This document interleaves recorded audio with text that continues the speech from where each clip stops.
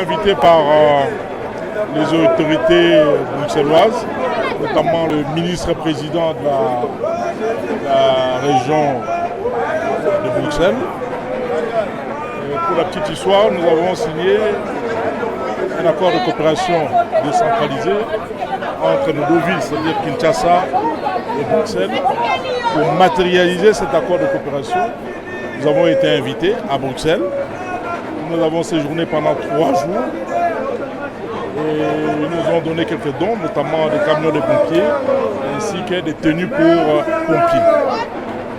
Mais en marge de toutes les réunions que nous avons eues avec le ministre-président et aussi avec le président du Parlement bruxellois, nous sommes entretenus également avec des militants de notre parti politique, de notre plateforme politique, l'Alliance des Congolais progressistes à Bruxelles.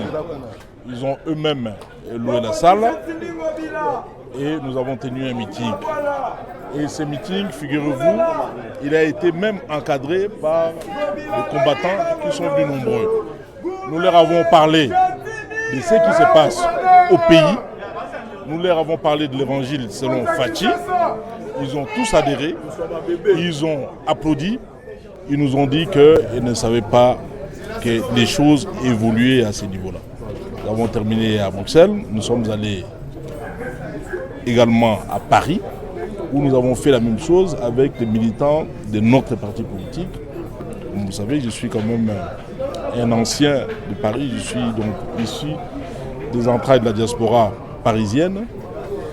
Les combattants étaient tellement nombreux que la salle non seulement était archi-comble à l'intérieur, mais aussi dehors, il y avait un monde fou. Et nous avons parlé, nous avons parlé de l'évolution des agrégats macroéconomiques ici au Congo. Nous avons parlé de la situation de l'Est, la guerre qui nous a imposé injustement, des efforts qu'entreprend notre chef d'État, son engagement en faveur de l'économie, du social également pour le pays, de tout ce qu'il a réalisé, de tout ce qu'il est en train de réaliser, de ce qu'il compte réaliser aussi dans les jours à venir pour le pays. Je vous assure qu'ils étaient abasourdis, ils ont dit qu'ils ne savaient pas. Ils n'étaient pas au courant, ils ont présenté des excuses, ils ont adhéré à notre philosophie, ils ont adhéré également à notre parti. Donc c'est une grande victoire pour laquelle j'aimerais féliciter cette diaspora qui a finalement, avec l'échange que nous avons eu, les échanges que nous avons eus ensemble, j'ai compris qu'ils avaient quand même une certaine culture politique approfondie. Voilà.